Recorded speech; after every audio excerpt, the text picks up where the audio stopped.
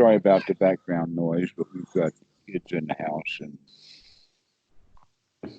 we'll just have to be there enjoying them. Sure. At least they're not trying to kill each other. That's always a plus, isn't it?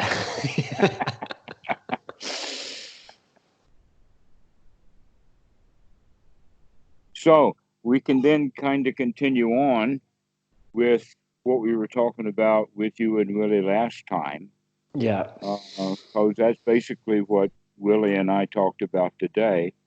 Uh, and there's also that can lead into uh, a talk on the 10 fetters as a group, Hmm. and how after the first two or three fetters come out, then the rest of them are up to how sharp you are in the moment. Mm. And so we can do that, but I think that I would like to hear what you were telling me about what your practicing was. What was your experience? Tell me all about it. Well, so following on from the last conversation, there's been a couple of things that I've been playing with that we spoke about there. First of all, it's using the space at the end of the exhalation to find this kind of moment of stillness and bringing that quality back with you throughout the whole of the breath cycle and kind of stabilizing and hanging out there. Um, Mm-hmm. and that fit quite seamlessly actually into practice at the moment. So mostly it's like it's third tetrad. It's after I've been with the breath and been with the breath in the body and allowed kind of joy to flood the body and gone through those steps. Then I let everything get very quiet again. I kind of let the PT gently kind of let go of it and emphasize something else, and that bringing the attention to that space at the end of the exhalation is a very nice way of letting that volume go. Mm-hmm. um, and then I often at that point get back into like, or not back, but get into the feeling of breath as it arises as a almost as a mental phenomenon. So it feels, it's more like I'm getting into my perception of the breath, and everything gets much quieter at that point. Um, and then it just stays quiet. Once the attention kind of finds that quiet moment at the end of the exhalation and brings it back, it can just stay quiet Mm-hmm. for some Right. time. But And that's that's really part of the nice. new that's a newer part of the practice than when you first saw it. And there was Yes. a yeehaw kind of a moment, or wow, this is it. Now Well, you've done it often enough to where you can let it be without getting excited over the fact that you got your mind it under was actually control for the moment. in December.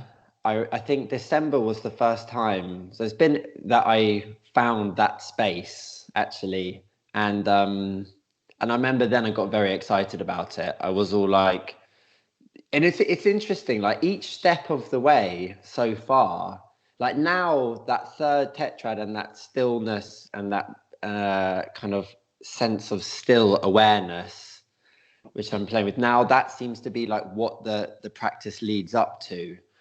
4 months ago, it built up to the piti arising through the body. 6 months ago, it built up just to the sense of breath moving through the body. It's really interesting. It's like it yeah. And I'm using I'm using at the very beginning of the practice, like when I first sit down to just bring attention to the breath, I'm using Budho as a just to kind of give a verbalization to the in breath and out breath, and it's astonishing. Willie says he's actually using Coca-Cola. It works. Really.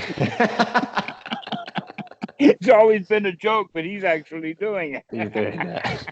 No, I don't know. Bidho, it's I don't know, as good as anything else, but it is astonishing. Like, just to what extent, to what speed it just shuts everything down. And actually, I find that well, not shuts everything down, but shuts the crap talking part of your brain down. I find that there are times I'll start my sit with Budho, and it's like I'm almost being pulled to that third tetrad already, just because everything gets so quiet and you can just be in that kind of space of the cheetah. Because it brings the breath into the realm of cheetah. And I almost feel like I'm ready to kind of go into that still space from the beginning if I use Bidho, but I never As do. you develop it, it gets easier to do. Yes, I never do though. I always go back.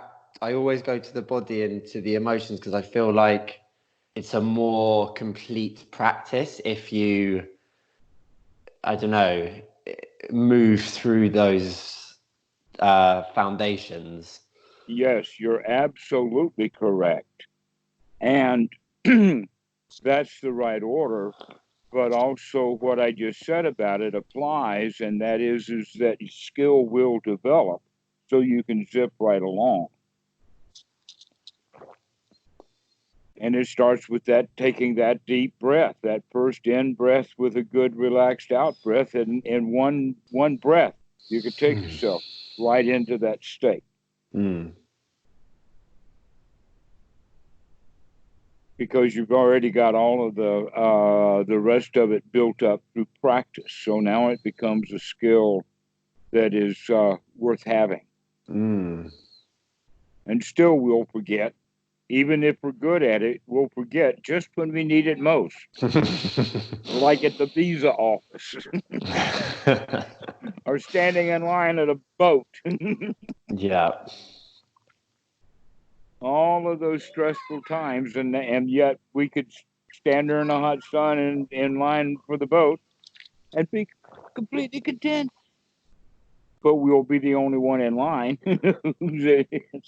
Everybody else is hot and tired and in a hurry, and they don't want to let the boat empty of its old passengers before the new passengers come on. You know, that's a tradition that even goes to elevators. Yeah. You unload before you load. Yeah. It makes perfect sense, and yet the people who are wanting to get on, they don't like that at all.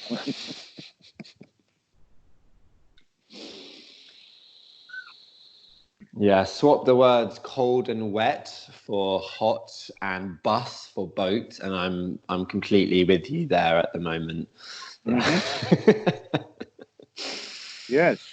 And it's amazing that we will use the wrong triggers and the wrong events to determine how we feel. When if we remember with Sati, we can begin to control how we feel, no matter how we felt a moment ago. Even if we just got busted and we're in handcuffs, that happens. You know, I can't guarantee you won't get arrested, but if you work hard at it, you can do it happily.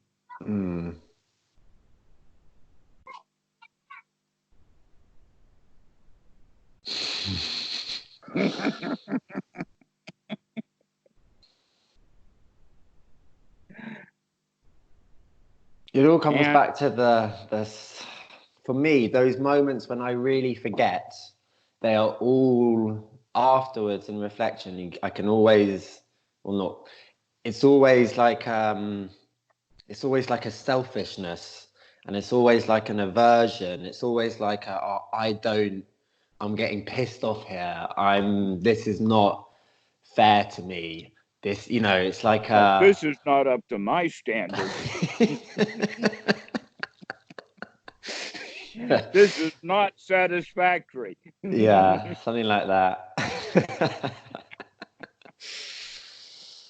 And then when that's relaxed, everything has a quality of ease and openness, and you can move through the feeling of joy, and you can move through a feeling of stillness, and you can move through a moment of change, and it's just all this like dance, and then suddenly you Precisely. get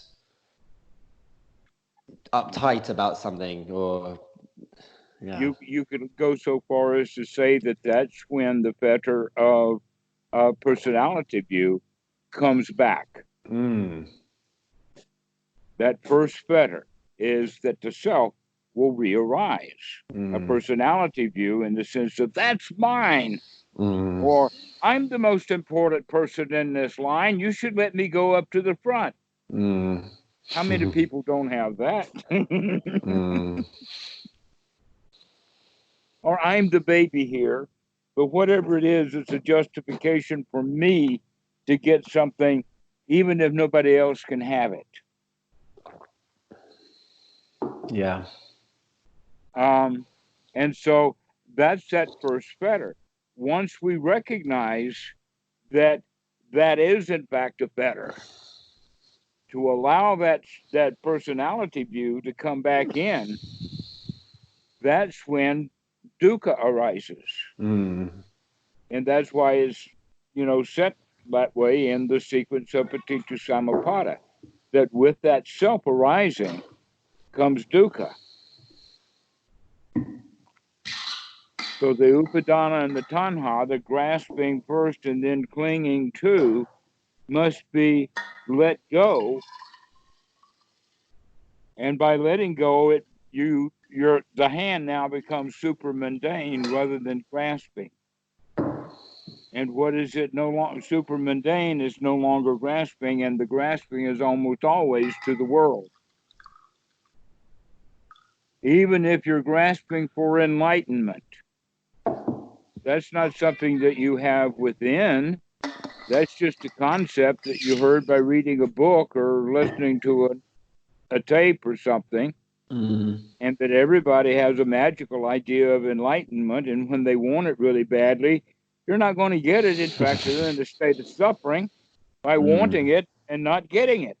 Mm. And that's where a lot of people get stuck in meditation. But the ones who believe in rebirth are the ones who are most likely to get stuck at that point. Mm. That's part of the problem. Um, One can say within Buddhism in general, there's several controversies. Mm. One of the controversies is samatha versus vipassana. That's kind of, a big roar going on like that.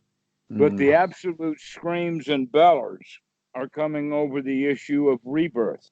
Yeah. And what does it mean? Because a lot of people have a lot of investment in their belief in it without recognizing that the belief in it is actually the personality view and is therefore that first fetter that needs to be finished. And it's hard for many people to give that up. It's hard for several reasons. One of the most primary, but not only reason, is fear of death. Mm. But this gives us some consolation that maybe it won't be all after all. Mm. And so this is part of the reason why the Buddha has fearlessness, and the corpse meditations, the charnel ground meditations, is to get the bhikkhus ready for death. Mm. If you're out in the woods living your life out there with all kinds of animals in India in the ancient times, snakes and wild boars and tigers, and I don't think they had lions, but they certainly had wild this, that, and the other thing, Mm. hippos even. Mm. So life was dangerous and sometimes short, and so uh, one should not then in that kind of condition uh, slack off on practice at all. And that's where terms like practice like your hair was on fire. Mm. Well, I've been practicing so long, and my hair has been just burned right off.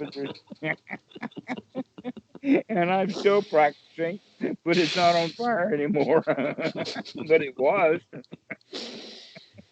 I've got a little way to go. So um, this this first fetter of personality view is in fact the key to unlocking all of the fetters. And until we can get the mind settled down to the point that we can actually see in action for ourselves and experience that which the sutras are talking about in the sense of the Four Noble Truths and the Eightfold Noble Path, and actually experiencing it through observation. That's when we come to that I have the knowledge and vision that this is the path, this is it. And I know everything that's not the path. And then the sutras it says knowledge and vision of what is and what is not the path. Well, anything that the world has to offer is not the path, but we used to think so, big time. In fact, the only path we had was the path of the society that always has money grubbing and greed in it now, with the two main things of greed, which would be uh, the offering plate and the kids. And that seems to be what is the prize in the churches. That I'm the holiest guy in town. That doesn't cut it anymore. You got to have a jet and fancy clothes to wear. I mean, this is what it's all about, the televangelists and the whole thing. But greed is, they call it in the Catholicism since the Middle Ages, they call them one of the seven deadly sins. Greed and lust, or both of them, are one of the seven deadly sins. So that's 2 out of 7 right there, and yet that seems to be what's left of most major religions, and that many of the charlatans know they're charlatans because of this issue of rebirth. They don't believe it themselves anymore. There's an internet site. I think it's called the Clergy Project. Where more than yeah. You told me. I think you told me about this. It's priests who no longer believe, don't want to be priests, but because they can't imagine a life outside of the priesthood anymore, they're kind of still at it. It's kind of a prison in a way. No freedom in that, and in fact, it creates a division in the mind, so that they are now trying to continue to be the one who has been traditionally there for and will continue to be there for his flock, while at the same time he's ripping them off. And then there's the other part of his mind, which is saying, this is all hogwash. And so then he actually begins to understand that, yes, it is, and that you truly are a charlatan. And that's really hard for these guys to come to grips with. That now they know that what they're pushing is garbage. They have to recognize that they're a charlatan. And yet, if they confess, they'll lose everything. I think when people are split like that, though, it becomes very complex. A part of them realizes that it's hogwash, and another part of them can't face up to that reality. So they become very split, fractured human beings. Sounds like a recipe for anxiety or something worse. So it's interesting that the self view and the personality, it's so interesting, isn't it? Because like, what we're talking about, like the potential for like a kind of fractured self. which arises out of like a life not lived with integrity, or a life where you're knowingly doing something which is unethical. It's like it's just interesting, isn't it? It's like I feel like you need to kind of have a kind of fairly healthy relationship to the self in order to be able to see it. I don't know, in order to be able to like start to work on letting it go. Do you see what I mean? Like, Yes, I do. And now I understand. First off, I would say within the quality of wrong view, there is self. And within the quality of ordinary right view, there is self. mm, Within wrong view, the actually you could say their motto is I can get away with it. mm, In the sense that they know kind of that it's wrong, but that there's the common machine is broken and I will get away with it. mm, And in fact, that's what a lot of the police, of the people who get caught, they can't believe that they got caught because they thought that they would get away with it. They were really in that, and that I can get away with it mentality has to have a very, very strong ego mm. because it has to defend itself against all kinds of realities. It truly is a magical world. And that sort of ego is a very unhealthy ego. Called narcissism, in fact, Yeah. and other vile words. Yeah. About 7 years ago in my life, I went through a very difficult time in sort of very like addictive patterns, and that sort of ego. I can You've relate. been there, done that. I've been So there, you know done what? that. Yeah, I've been there, done that. I know what it's like to be operating from that kind of place, and it's a very unhealthy, unhappy place. Not satisfying at all. No.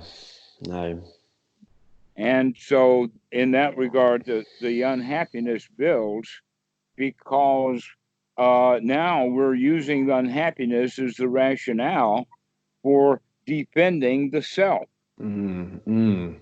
And by doing so, it gets caught into a circle that can go actually down through suicide or despair. Especially when there is all hope for getting out of this is no longer possible. This is what is called the dark night of the soul, and we actually mean that for instance, a Christian has exhausted prayer completely and comes already to the point of my God, why hast thou forsaken me?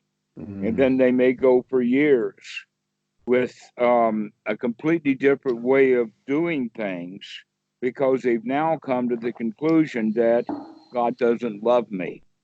Look how hard I tried. And so they go deep into a sense of victimhood.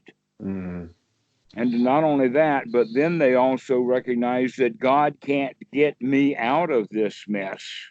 And he was the only option that I ever had. Therefore, now I am doomed to misery. This is a hell. Is being, but surprisingly enough, very fanatical Christians will be the ones who go into that kind of a hell because they keep asking God to do it for them.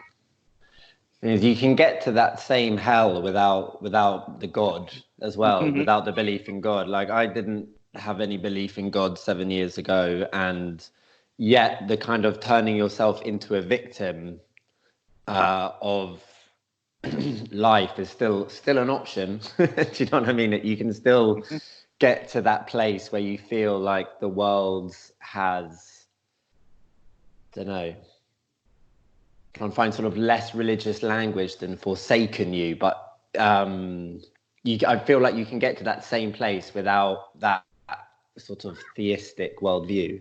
Well, Actually, the word forsaken is how they feel, Mm, because they have not worked through that first layer of doubt yet. They mm, still feel forsaken by the only possibility of help, which was coming from the outside, because obviously there's nothing in here that can solve the problem. that's the key thing, isn't it? Whether it's God or whether it's other people or whether it's I don't know, your A parents or job. your job or whatever it is. It's the key thing is that you should have found salvation in something that was external to you. You haven't, and you're in despair.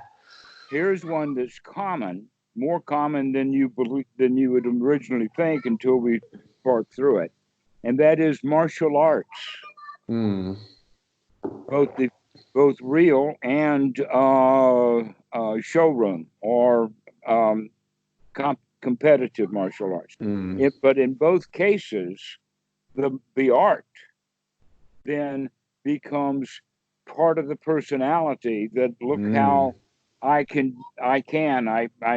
capable, mm, and it can help in the way of becoming fearless in a very positive way.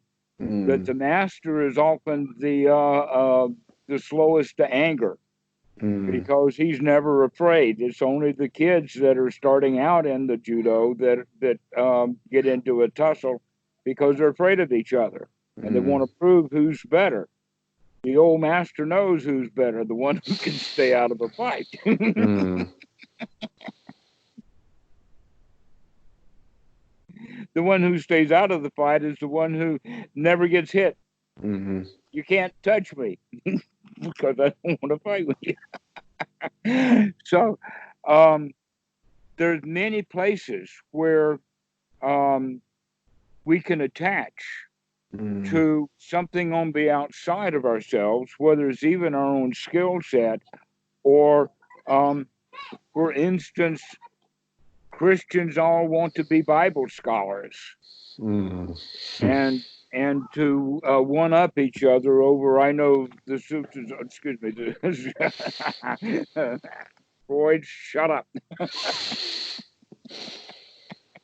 The Bible. They Sure. want to, but yeah, the Buddhists do it too with whatever books they've got. Um, that in fact the Buddha actually talks about that.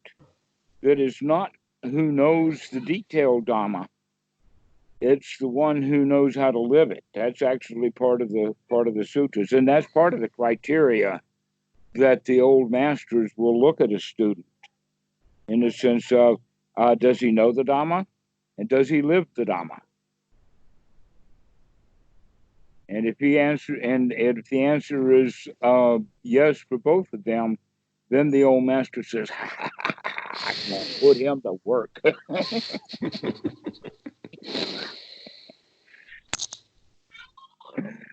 So, um, by uh, going back to the point about within Buddhism and the idea of rebirth, actually has a bit of the quality of is that, oh, I am in fact subject to my past, and that the actions that I take now will eventually catch up with me at a future time, and that gives someone several ideas. One of them is that I have time enough to not practice, to where when we recognize we're already getting a whole lot closer to death than we used to be, that gives us a reason to want to get some value out of the teachings of the Buddha rather than just having memorized some scripture Mm, well enough to fight with somebody over.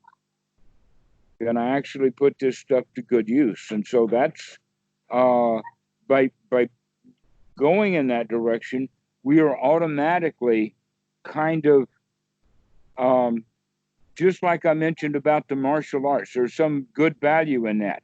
So giving, if you're going to have a self to give to something, give it to the Dhamma.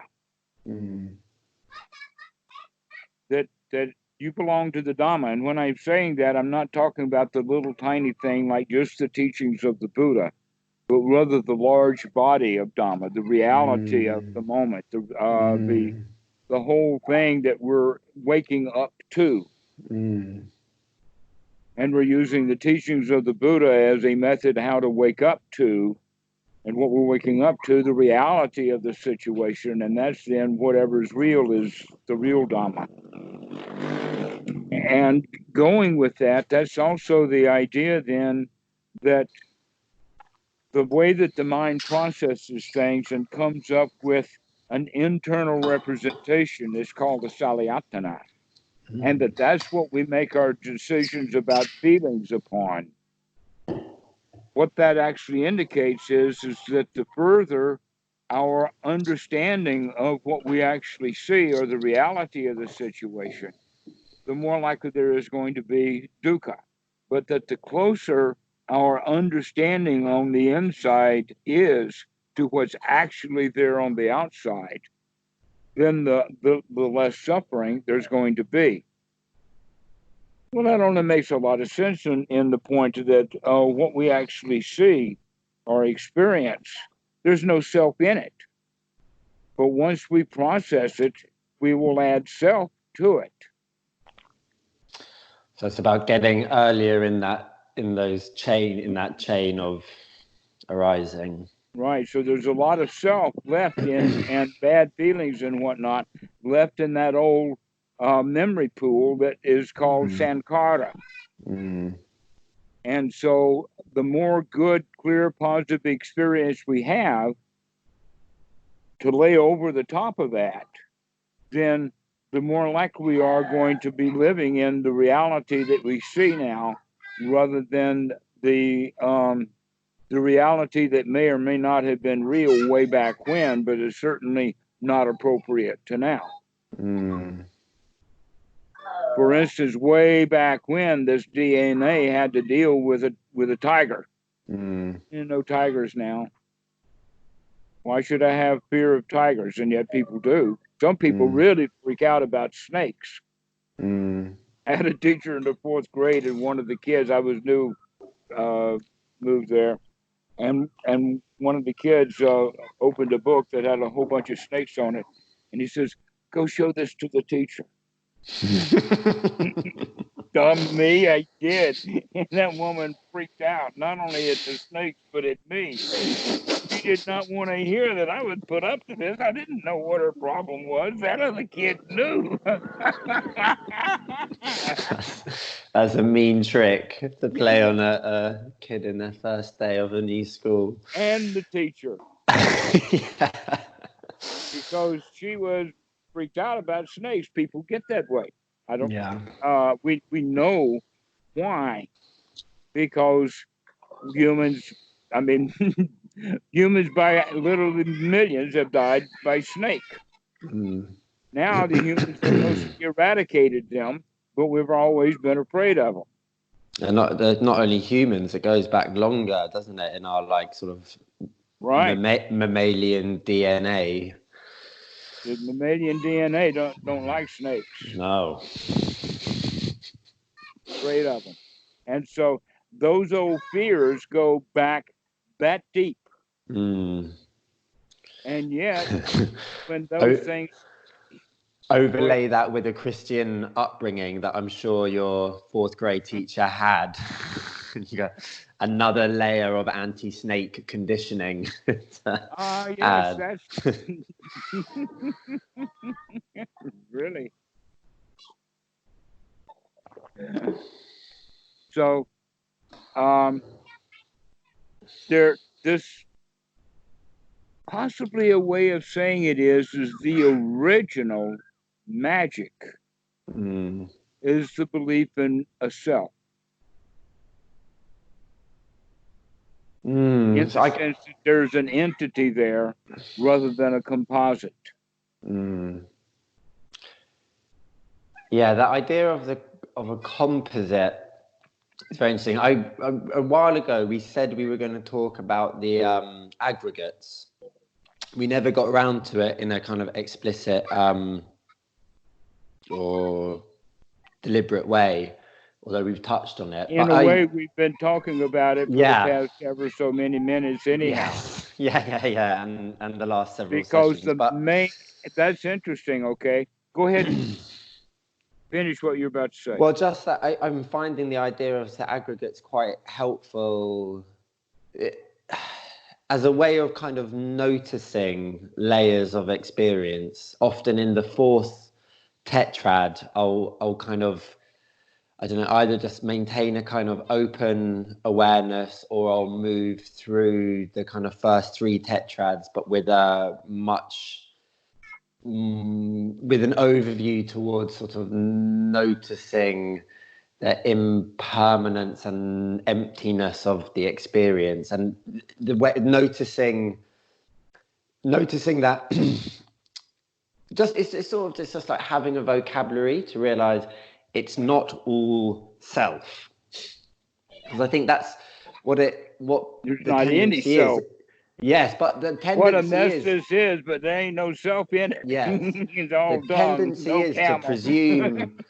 presume the self, and then presume that all these things are just the self. So this is the self thinking, this is the self feeling, this is the self sensing, this is the self intending something.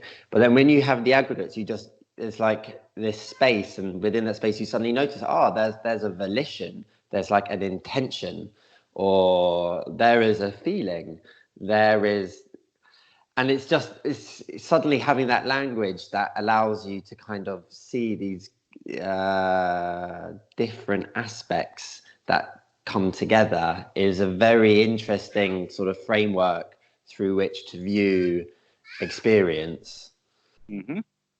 One thing I find difficult, so the last aggregate is consciousness. Yes. I find it difficult to see, like in my experience of in meditation, it often feels like that aggregate is somehow superior or not superior, is just on a slightly larger scale, like the other aggregates exist within that aggregate. The other ones you could go so far as to say are requisites and supports for it. Yeah. So what is the relationship between those other aggregates and consciousness? Because as I said, I often feel like consciousness is the container wherein form, the feeling of form arises, or perception arises, or volition arises, or feeling arises, and it feels like consciousness is the screen onto which all those things are projected, or the space within which all those things arise. That sort of feels like what it's like. But is that the wrong way of thinking about consciousness? Because it seems like it could be a dangerous way, or it seems like it's a way that the idea of the self can somehow slip back in. That all these things are not the self, but somehow the container of consciousness. You're right in that one point.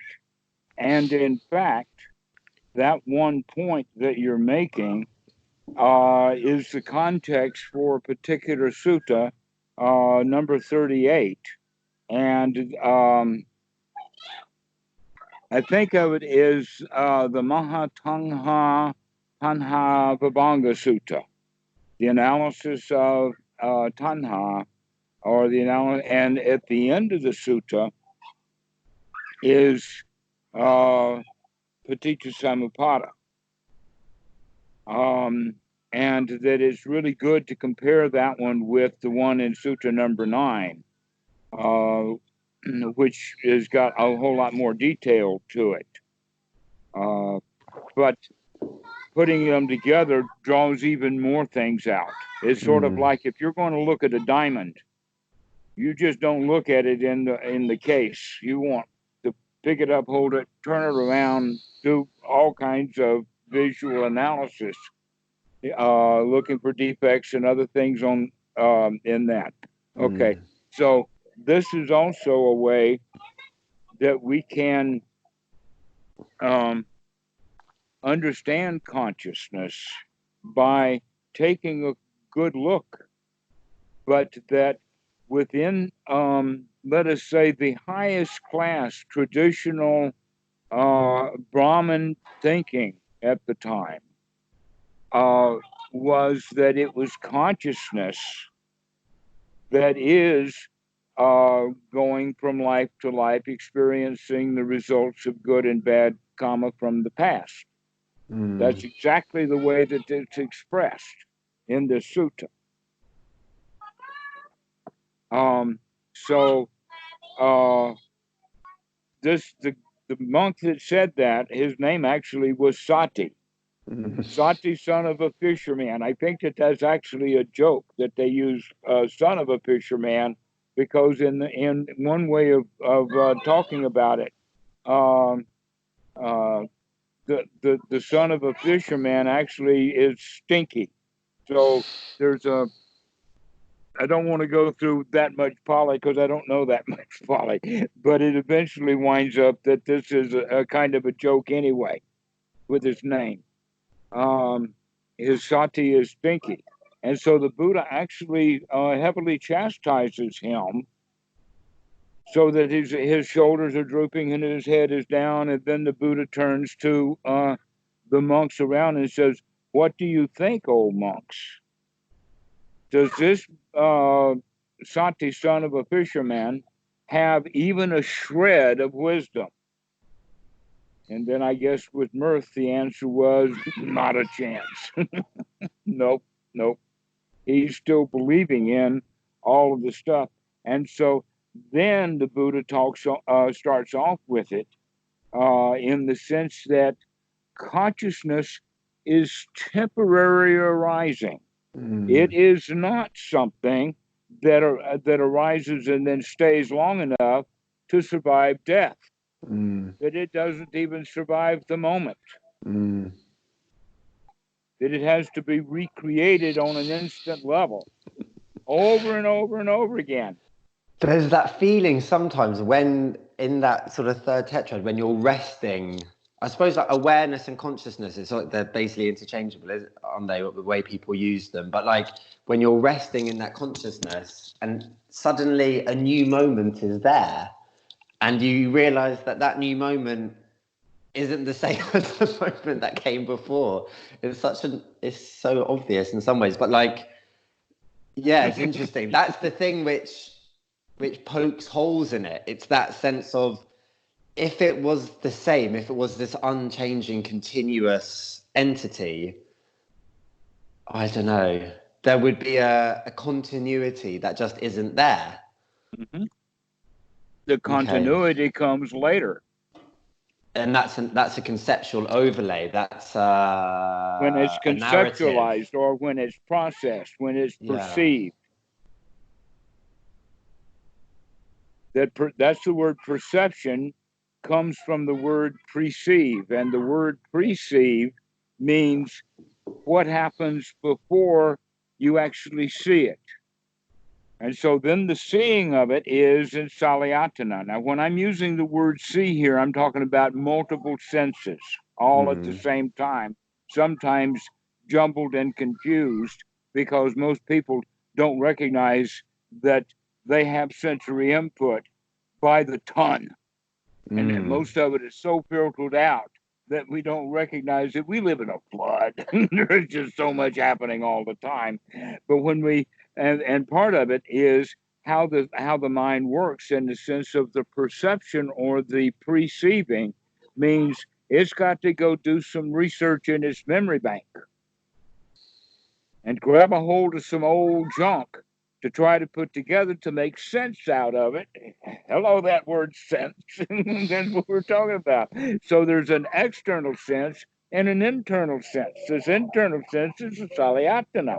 And what are we doing? We're trying to make sense out of the moment, because only the sense that we can make out of it is what impacts us for feelings. The reality of the moment don't happen.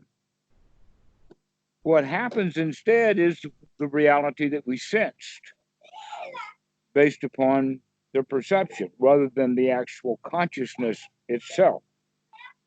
Now, when I say consciousness itself, That's an interesting point, because now we have objectified it or turned it into an object rather than giving it any human qualities at all, because it's not a quality of humans. Consciousness is not a quality of humans.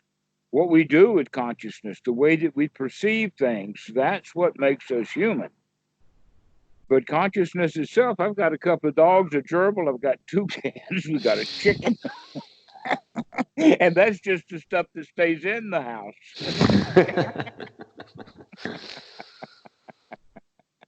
And they're all conscious. I've got wall switches that are conscious. Every time I flip that thing, the light comes on. The wall switch knows how to do that. It's conscious. When we see consciousness like that, when we understand, oh, the tree is conscious, that's why it bends towards the light, because it knows what it's looking for. It's got consciousness in there. So now we have to start understanding the question. It is not that it is consciousness, it's what is the quality, what is the kind, what is done with this information. Because ultimately, for instance, with the eyes, all the eyes and the optic nerves can do is to register shape, form, color, and movement. After that, something has to be processed. We can't even see the tree without and name it as a tree without having done some processing, because raw sight does not see a tree. It's only a perceived sight that can be a tree, because we've added concepts and conceptualizations into the mix, and that's what the Salayatana is. Now, we can also go so far as to give the philosophers a little bit of credit and let them misuse our word of consciousness for their own meaning, because they have another definition of the word consciousness, and surprise, surprise, it's our word for Salayatana. In that regard, there's two kinds of consciousness: the consciousness that touches the sense world, and then the consciousness that touches our internal feeling world. And so off we go into a full teaching on Paticca Samuppada, which is exactly why we're teaching the five aggregates.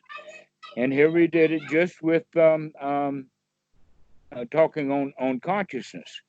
But the five aggregates are talked about and mentioned in a general way, and that is almost always that the Buddha asked the monks around him a question, knowing that they have not just understood what he told them last time, but that they've researched it, and they come to the conclusion that, yes, there is no self in the body. That's what he would ask. Oh, monks, is there a self in the body? Does the body contain a self? The answer is no. And basically, what he's talking about in that atta or anatta is more like what we would think of as a soul, the kind of thing that Sati was believing in when he thought that consciousness was that very soul. But in the body itself, there is no consciousness. There is only the body. Whether it's fat, short, ugly, rotting teeth, whatever it is, it's still just a body. No need to be hard on the darn thing. Let it, sit it down and give it an easy chair, take a rest, enjoy the moment. But the body is not you. And yet, look at how many professions.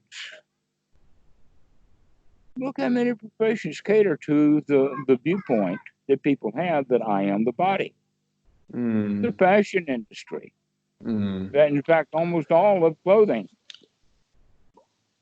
So this is sort of personality view at like the grossest level, isn't it? Like the kind of personality view that is invested in like external representations of the self. So like the clothes that we wear, our physical appearance, our the job. Cosmetics. Yeah, and also like even the jobs and even the medications that we take and the doctors that we seek out all have to do this. I am the body. Yes. Puts people in And gyms and on tennis courts and in the ocean and so it's sometimes even in interesting. a library or two. It's interesting. You can see like the tetrads, the foundations of mindfulness. They're like each one like is getting you to investigate a subtler level where the self arises. So you have the body, and then on a subtler level you are your feelings. So it's like on a subtler level the trap is to identify with the feelings. Like, right, I've let go of the body, but I am this pain, or I am this joy, or I Uh-huh. am this. But actually investigating them in anapanasati, you realize that they are waves, these feelings. They arise based on specific conditions. You're not that joy, the joy arises. You're not that Precise. Yeah. despair, the despair arises, hopefully less than the joy does. But normally the clinging then winds up with the expression of why me, God? Or Mm, just why me without putting the word God at the end of it. Why me? Why did this happen? Or mm, even why did I let it happen? mm. But that's where like the just the insight in meditation, that thing. Well, it's not, you can get this. It's not only in meditation, just seeing what's, if this arises, that arises. It's so obvious, isn't it? Like the idea of why me, or how did I let this happen, places the self in such a central position. It's almost as absurd as thinking all the planets and the stars revolve around the Earth. It's like it's the same They don't sort of revolve around the earth, they revolve around me. yeah, specifically me on this Earth, yeah. But it's like as absurd as that, isn't it? Because it's presuming a centrality to yourself that, just looked at logically, is absurd. They say that this is one of the dangers of rich kids, Mm, is that they get the whole idea that the world runs around them because uh, it uh, seems to a little bit. between them and the nanny, Yeah. uh, when that mom will believe me rather than the nanny. So that means that the young kid then runs the household. Mm, So they learn it like that, uh, and then they wind up having a whole lot of suffering going on while they continue to try to prove that that's true. mm, But they learn it as children. mm. Well, it's interesting. All children go through that phase, though, don't they? Where they want to test how far they can dictate. So It's like it's a part of the exactly, they, natural. Yeah. precisely. Well, if a kid then is raised so that there's no boundaries, Yeah. he winds up in the White House.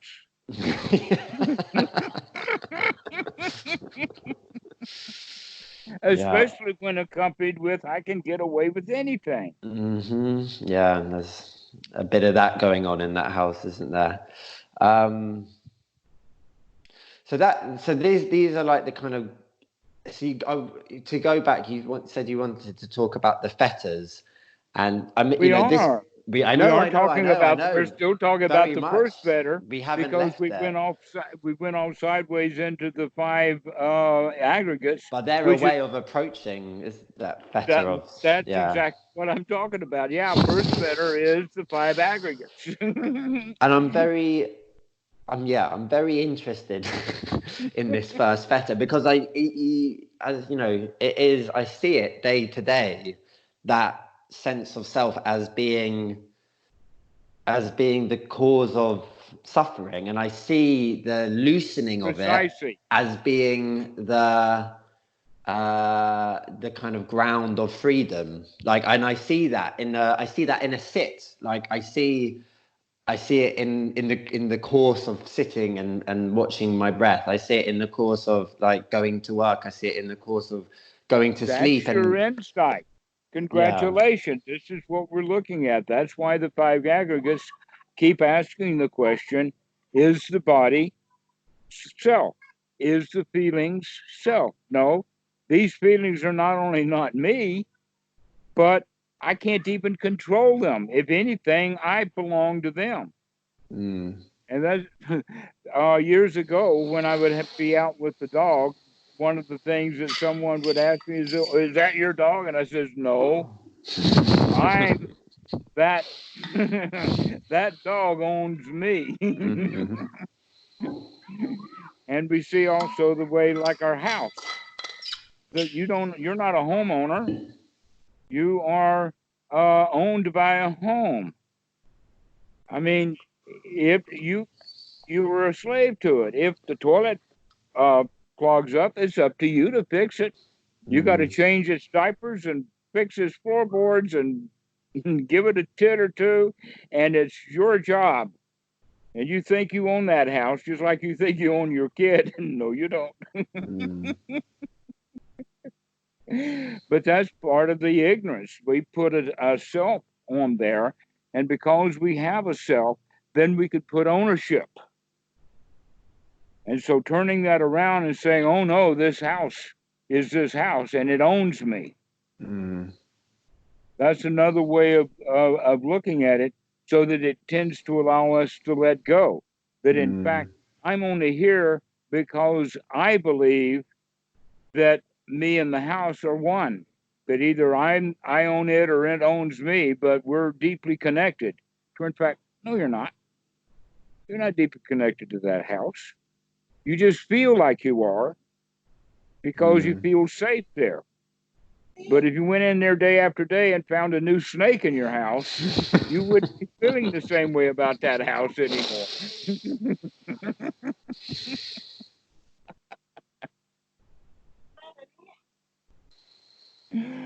And so um, that house, in fact, must have been really, really nice. You liked it well enough, so all the snakes in the neighborhood decided it must have been a good place. So they moved in one at a time.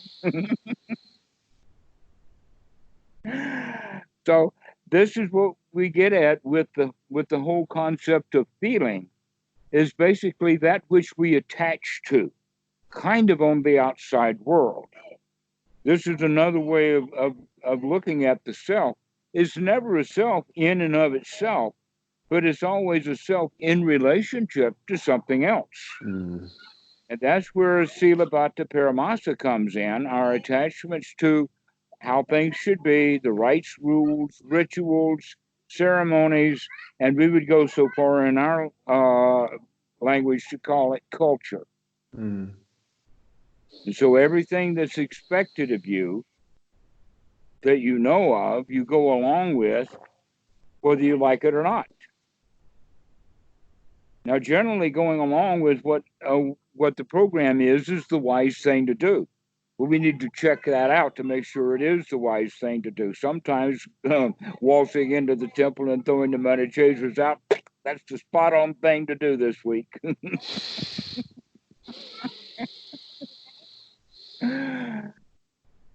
Even if I get nailed up by Friday.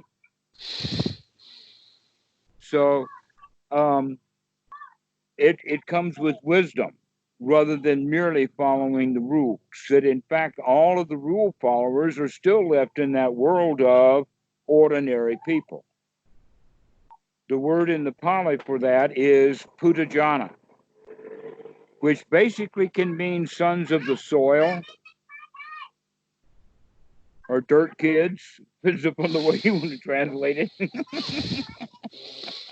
One sounds romantic, and the Mm. other one's just downright funny. But in any case, um, uh, reminds me also of the Bami Putra in Malaysia. They have the same joke there too. Um, so this Pudajan is the sons of uh, the earth or the foundation or that kind of quality, and what it means is that they are bound there with their beliefs and views. Their beliefs would be all their religious beliefs and all of that kind of stuff. That Mm. we're here to clear the mind so that we can see reality. And so this is in fact part of the reason why becoming Sotapan is so weird and so difficult is because people that just like in a 1-2 step, they have to first give up their entire magical belief system and start recognizing, hey, there's a real world here that I have not been living in, and I'm not skilled at living in it. I don't even know if I can Mm, manage. I'd rather have the magical world of my own belief system. mm, Now, as I said before, or was about to say, I think, that magic starts at home. Many things start like charity. Okay. Magic starts at home. Joy starts at home. But the magic in this case means that the belief in a self is the source of magic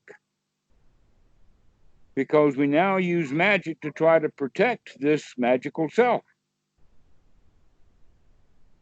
And hence we build religions to try to solve and salve and fix up and aggrandize this self, including inventing a God that is so merciful that he cares about this little self of mine. mm. To where the big Dhamma that we would talk about is in regard is the Dhamma knows you're here because it has to put up with you, whether you like it or not. Yeah.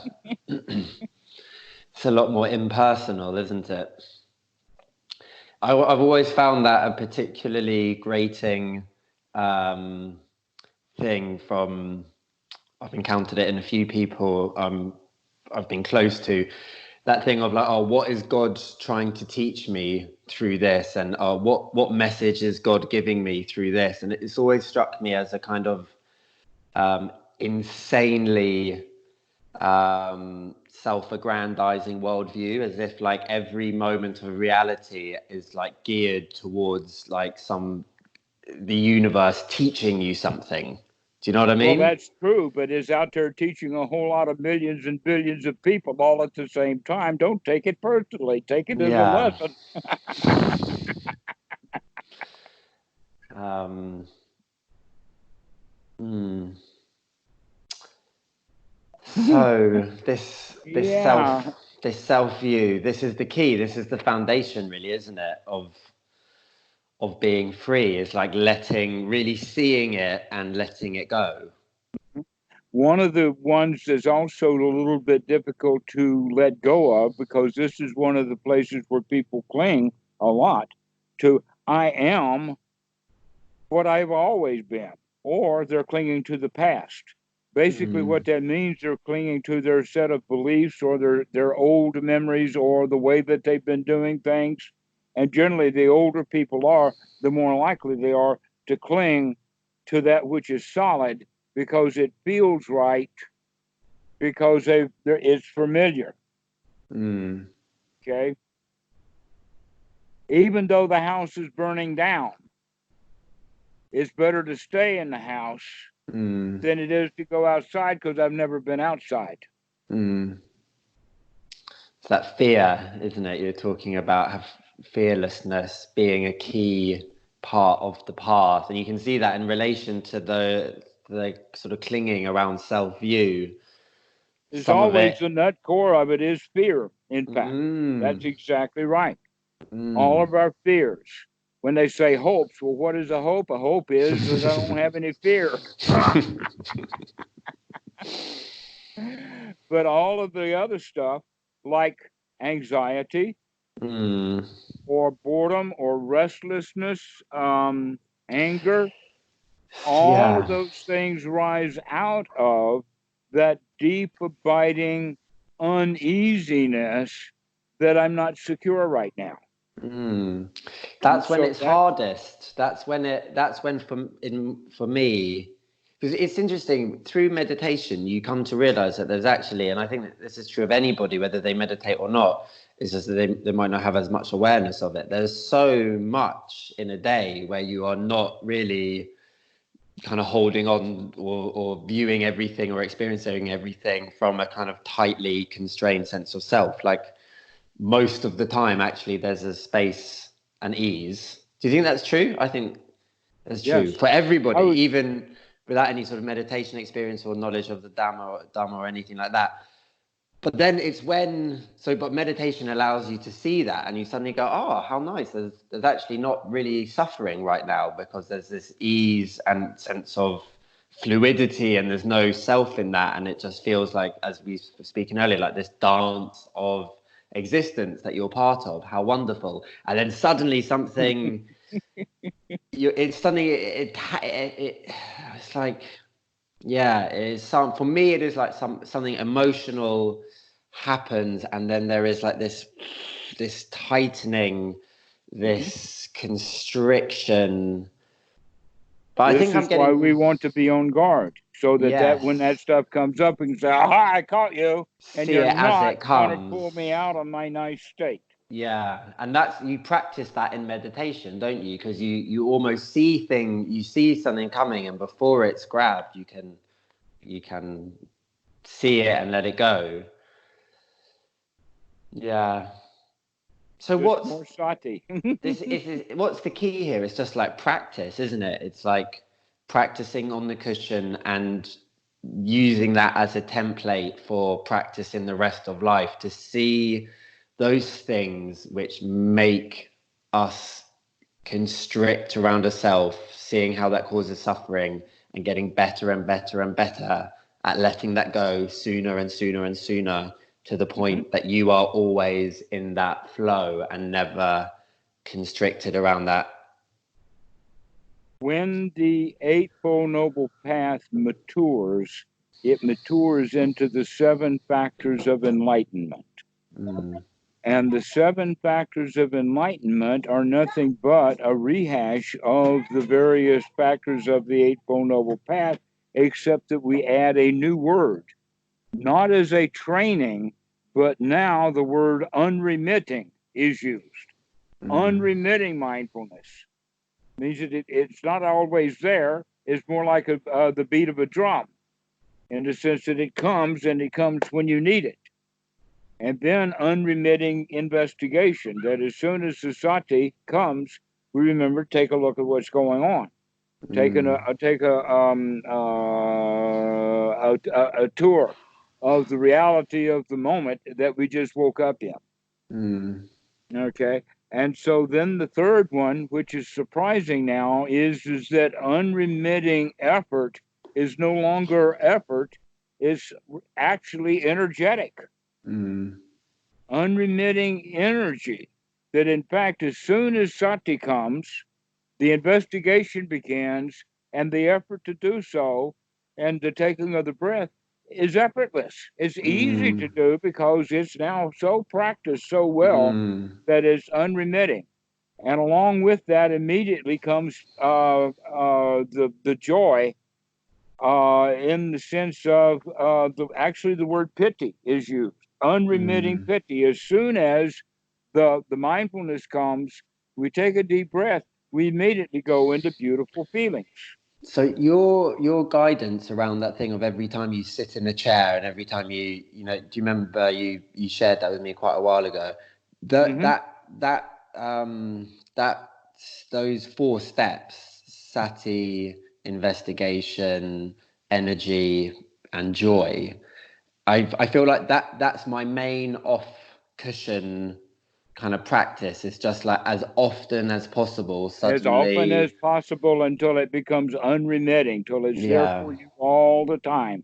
But it's an astonishing thing to realize that, like, any time you remember to, you can tap in to a sense of, like, of the breath in the body, a flow in the body, and it brings you joy. It's joyous to feel that flow of breath in the body. Mm, And always keeping track of, this is not me, this is not myself, this is not mm, who I am. This is all process. mm, And so that's the primary teaching of the 5 aggregates, is that I am not the body, I am not the feelings, I am not my memory systems and all of the stuff, all the baggage that I brought along. I am not consciousness, nor am I perception. That perception is just a mechanism of taking all of this stuff out of the sankara and painting a beautiful picture, and we're not very good artists. Yeah. Trying to reproduce what the eye had seen. So is that a kind of helpful what you're describing there? Is the second half when you're saying I'm not this body, I'm not, going through all of that. Is that a kind of helpful conceptual overlay then to add on to those steps? Is to to have that sati, tap into that feeling, and then like in quite a conceptual, almost like verbal way, just be like, I am not what I think I am. But then do you add something in? Like, is it I'm not this, I am just like. Here's what you can add. Look at what's going on. Or another way of looking what you're doing. And we're talking about in the mind. What is it that gives rise to this belief in a self? And we recognize that it's the way the mind operates. And we have a kind of litmus test for whether there's self or not. And that litmus test is the self is always associated with selfishness and dukkha, or dissatisfaction. That so long as everything is hunky-dory, for instance, the kids play together when everything is hunky-dory is only when one kid gets hurt or falls down or misses the ball on the other kid's lap. That's when selfishness occurs, and now a lot of people are unhappy.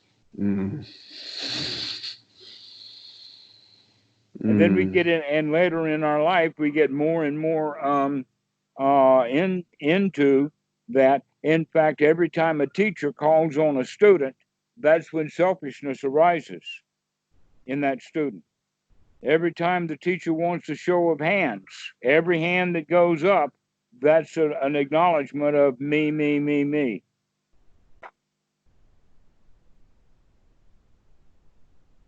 And so we're trained into being something that we're actually not.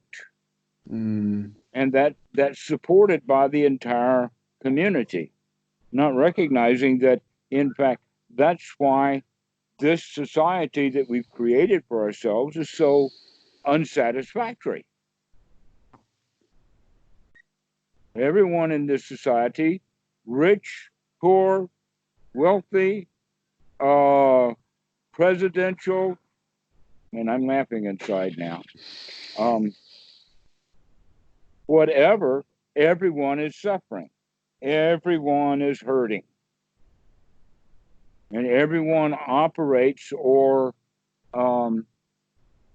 takes their own advice based upon the suffering. And the only thing that can suffer is this self.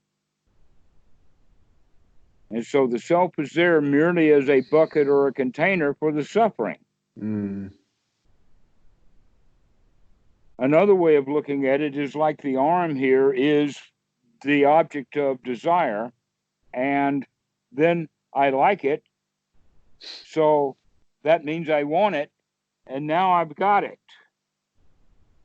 All right, that's the sequence of events in Paticca Samuppada. That's the creation of the self, because without the grasp being, where is the grasp for? Where's the other end of the arm? That's the whole point. That's where the self comes from, is the operator that's doing the clinging.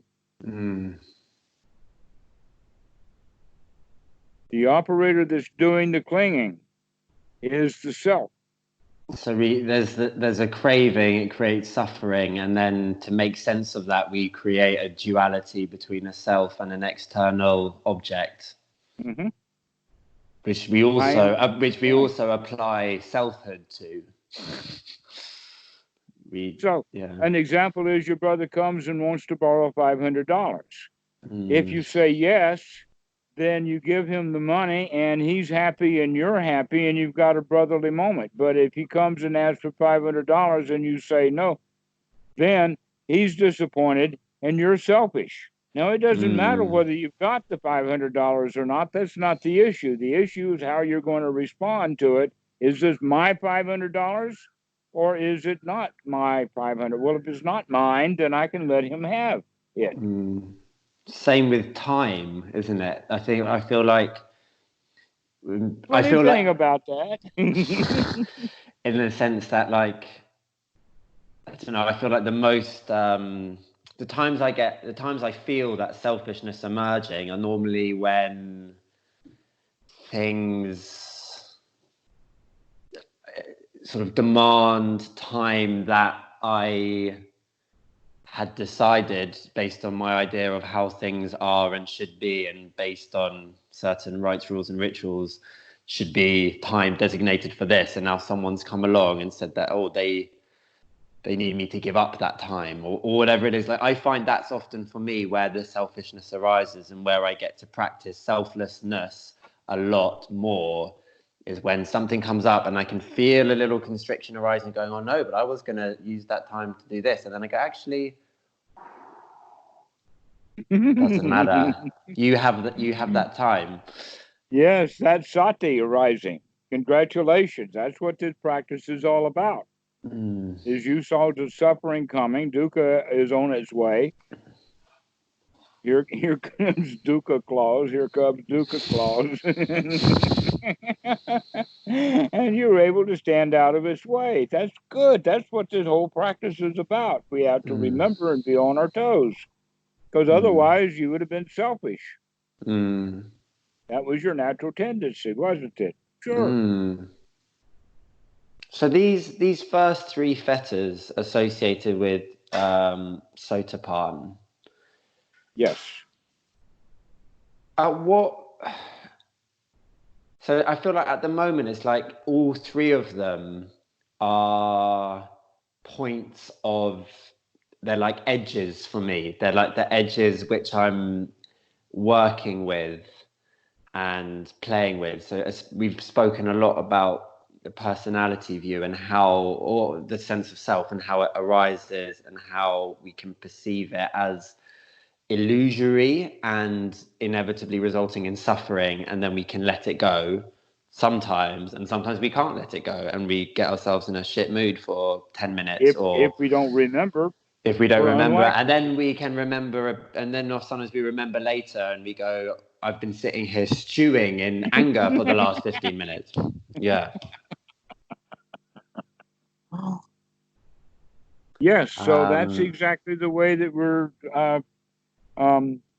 going in the direction. You can see that this is going to lead to a much happier life than would otherwise have been there. That you're finding things that you actually see now as suffering that you were not even aware of, how painful it was. And as you experience that, and you experience the lessening of suffering that arises when you act from that place of sati, you then start to have experiential evidence that this path leads away from suffering, and then you start to completely lose all doubt about the path. Exactly so. That's where confidence or shraddha, they work together like that, so that when you have the confidence that you can do this, and you know that the path is the right way to go, then this is a significant point. And that I have said in the past that that Sotapan actually has two qualities to it: the path of Sotapan and the fruit of Sotapan. And this realization of the eradication of the doubt about what is and what is not the path is based upon quite a bit of investigation that has led to the understanding that there is no self, and that my attachment to the world has brought a lot of pain, and that there is, in fact, no joy in the world. When we come to that point, that's like a tipping point now. Remember, the first point, or the first knowledge, the first step of Sotapan is the knowledge that no matter how obstructed the mind gets, we can clean that out and come to see the reality of the moment. Okay, now that's quite a step along the way. But along with that comes the confidence, so that after a while after that, you begin to see the path more completely, and you recognize for sure, without a doubt, this is the right way to go. That's then the tipping point. So that now the teeter-totter that we've been climbing up suddenly now becomes a downhill path. Mm. And so now we're going to go into the fruit of Sotapan. But we've got these three tools that kicked us off from the path of Sotapan into the fruit of Sotapan. And that the fruit of the Sotapan all has to do with our dedication to seeing and eradicating dukkha. Mm. And that the fourth step on that one is, just to review to make sure that you've got it. The first one is, I can do this, the knowledge and vision of no matter how obstructed the mind. The second one is actually the first jhana, getting the mind really fit for work so that it's calm, serene, and really, really pleasant. Mm. And then with review over time, we get that Paticca Samuppada is correct, that there is no self here, that I have been wrongly clinging to the world when in fact the real stuff is within. And now we have the knowledge and vision of what is and is not the path. So our doubt is eradicated. So we've got the first three fetters, and it's time for then the second half of Sotapan, which has all to do then with actually dedication to the path. Now, the first dedication is in step 4, is that we become willing to see our wrongdoing. We're willing to be corrected by others. We're willing to listen to what other people have to say and begin to get a really open mind. Because our whole lives we've been taught to protect what you believe, and to don't get caught and all of that kind of Mm. stuff. Now we're saying, wait a minute, that's the world of suffering. We're turning that around, and we're now going to go out and active investigation for my own wrongdoing so that I can clean up my act. Okay, along with that then comes the dedication to the path. That there's two examples of it. One is that the monk in the temple, though he's going about his daily duties of, say, sweeping the pathway, still his intention is he's thinking about the Dhamma. He's formulating questions he wants to ask to his teacher. He's mulling over and he's dedicated to the Dhamma. The other analogy is that a mother calf who has just given birth to a baby calf, even though she's out eating grass, still she's got one eye on that calf. Her Mm. main job is to care for that calf. Okay, so in this stage of the game, then your main job is to take care of this newborn Dhamma mind that is now growing. After it grows for a while, then the next thing happens is that we become very eager for the Dhamma, that our dedication grows to eagerness of that dedication. And that's step 6. Step 5 is when we become really dedicated to the Dhamma, and we can't really do that until we get over hiding our wrongdoing. Step 4. Step 4 is Mm. a major point in there, and that is I will live a Dhamma life every time I can remember it. I am not going to allow myself to hide my uh, bad feelings, ill will, or whatever like that, but rather to um, to see what it is, to see how it behaves, and if I need to apologize to someone, I will. And even better still than that, if someone makes an argument and you listen to it, and then they get you that you were wrong and they are right, be sure to share that with them. Mm. Mostly that doesn't happen. That people are very hard to convince because they keep thinking they're right all the time, Mm. and so that we don't listen to each other. So whenever people are talking, listen, because that's really the best way to learn.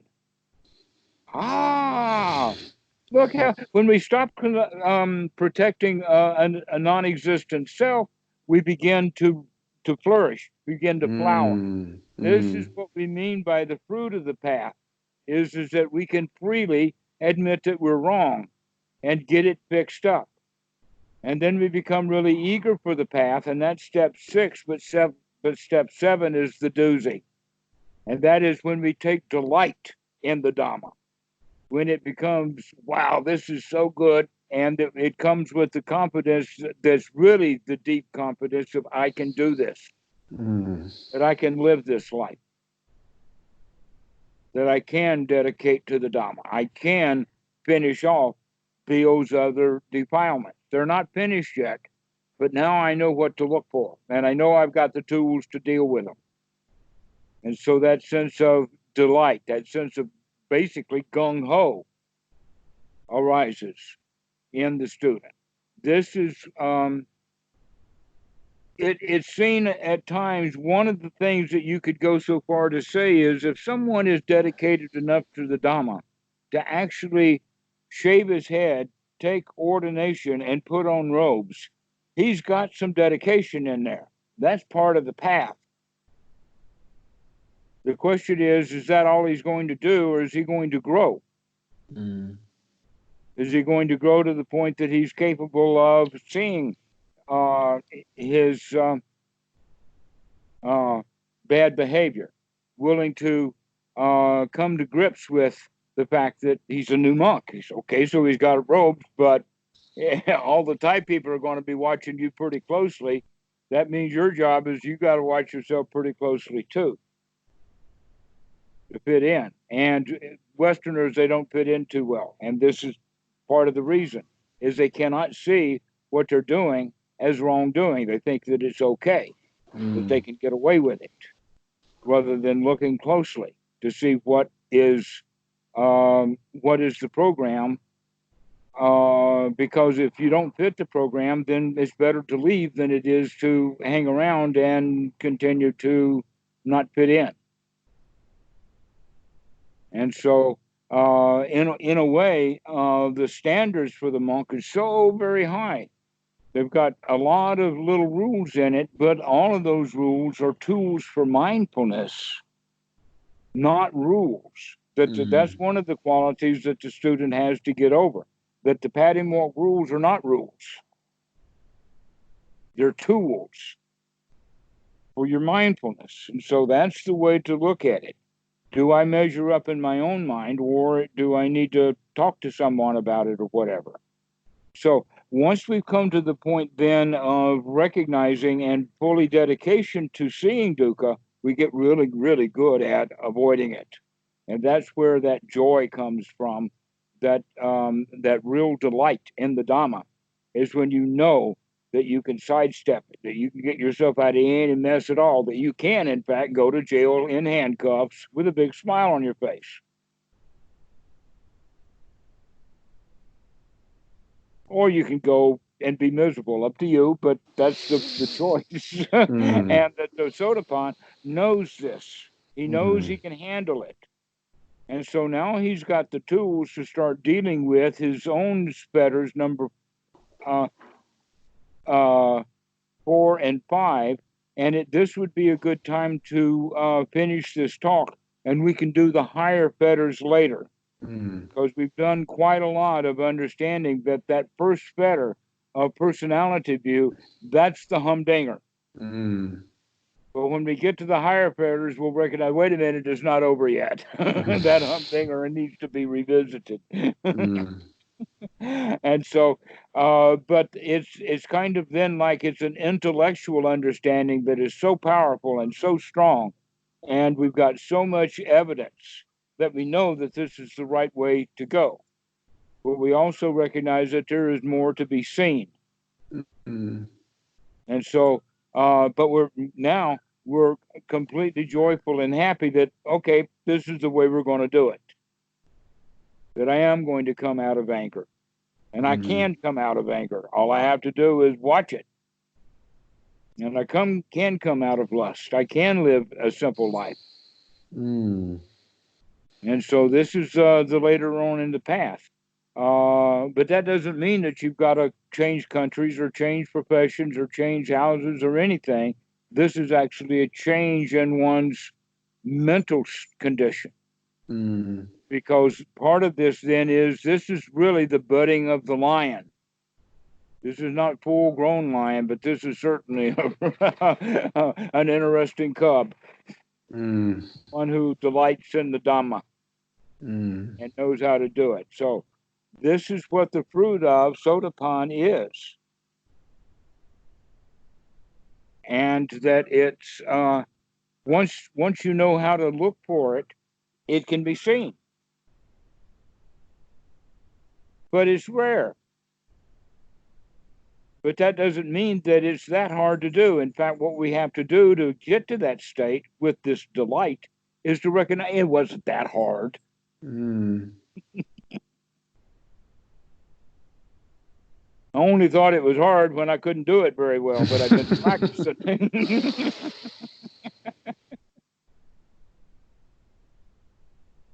So do you have any questions about what we've talked about today? Oh, it's been a really rich conversation. Thank you very much. I'm gonna revisit for the course, it. I take it. Yeah, I'm gonna revisit it because there's a lot there. No questions. Actually, just like a feeling of excitement. That's the Really. enthusiasm, right? You can use the word excitement. I don't care. I mean, we're talking about feelings, not particular word labels. There's a feeling of like, eagerness, a feeling of, I don't know, positivity just around this all and around this process. That's part of the path. If you can't get that, you're not practicing correctly. Excellent, Matt. All right, so we'll do it later. Okay. All right. Thank you very much, Dhammarato. Go well.